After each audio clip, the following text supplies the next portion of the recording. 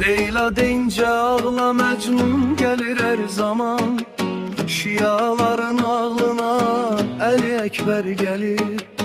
İmam Hüseyin'in oğlu Şah-ı Merdan'ın nevesi, Kerbela'nın yiğidi eşsiz Cöfər gelir.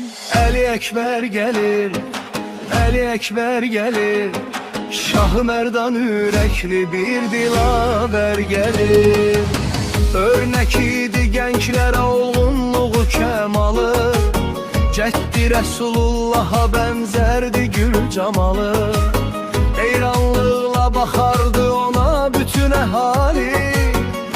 Eli kimi yürekli bir dilaver gelir.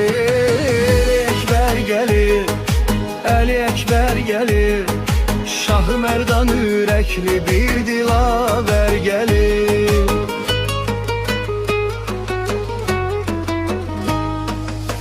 Yüreği şehadetin eşkiyle dolup daşan, Allah'ın katında üstün merteye ulaşan, meydanlarda korkusuz şücaetli savaşan, Hüseyin'e hem oğul hem de yaver gelir. Əli Ekber gelir, Əli Ekber gelir. Şah-ı Merdan yürekli bir dilaver gelir.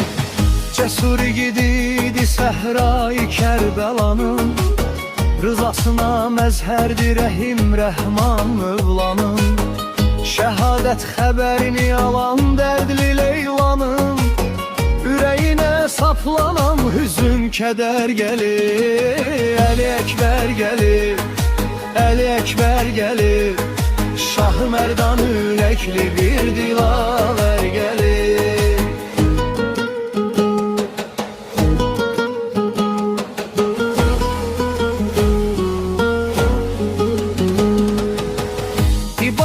Zikr ile keçirdi her anının, Hak davanın uğruna feda etti canını. Kerbela'da din üçün axıttı alqanını, Qəhrəmanca savaşan bir cəngavər gelir. Əli Ekber gelir, Əli Ekber gelir. Şah-ı Merdan yürekli bir dilaver gelir. O gülünce Hüseyin'e kışlar olardı bahar, Hakka niyaz ederdi değmesin diye nezer.